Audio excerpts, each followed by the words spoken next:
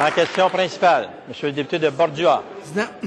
Le 3 février, la ministre de l'Éducation déposait en catimini un décret qui modifiait le régime pédagogique et en particulier le calendrier scolaire. Après de nombreuses questions, nous avons fait apparaître sa principale motivation, une entente secrète conclue fin août 2009 pour accommoder 6 écoles illégales. Dans une lettre datée du 10 mars, les commissions scolaires, les cadres, les directeurs d'école et les parents du Québec demandent de reporter les modifications prévues au régime pédagogique. Je viens de déposer, Monsieur le Président, une pétition de 25 000 enseignants qui lui demandent de ne pas aller de l'avant avec son projet de modification. Est-ce que la ministre peut prendre l'engagement devant cette Assemblée qu'elle n'ira pas de l'avant avec ces modifications au régime pédagogique? Madame la ministre de l'Éducation, du loisir et du sport. Merci, Monsieur le Président. Comme le député de Bordua le sait, la période de consultation sur le projet de règlement s'est terminée vendredi dernier. Effectivement, nous avons reçu des avis, nous avons reçu des recommandations, nous avons reçu des rapports. Nous allons prendre connaissance de ces avis et recommandations. Nous allons faire comme nous avons toujours fait, Monsieur le Président.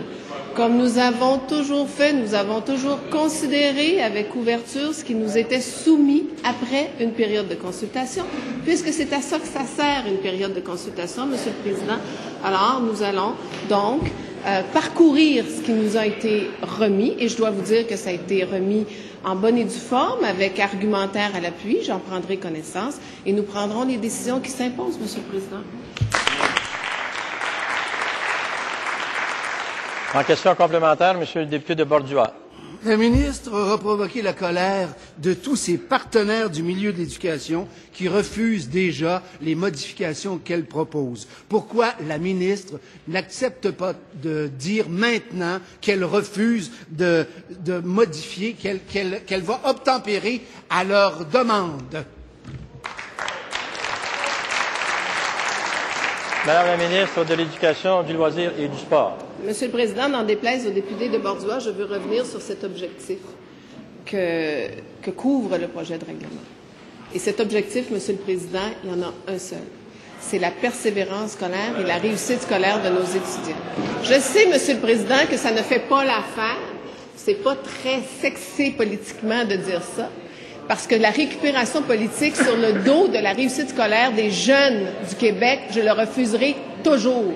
Parce que ce projet de règlement va donner la souplesse et la flexibilité pour que tous les enseignants du Québec qui le désirent puissent élaborer des projets particuliers pour les jeunes à risque et faire en sorte que tous ensemble, on se mobilise et qu'on travaille à la réussite scolaire des élèves du Québec, Monsieur le Président.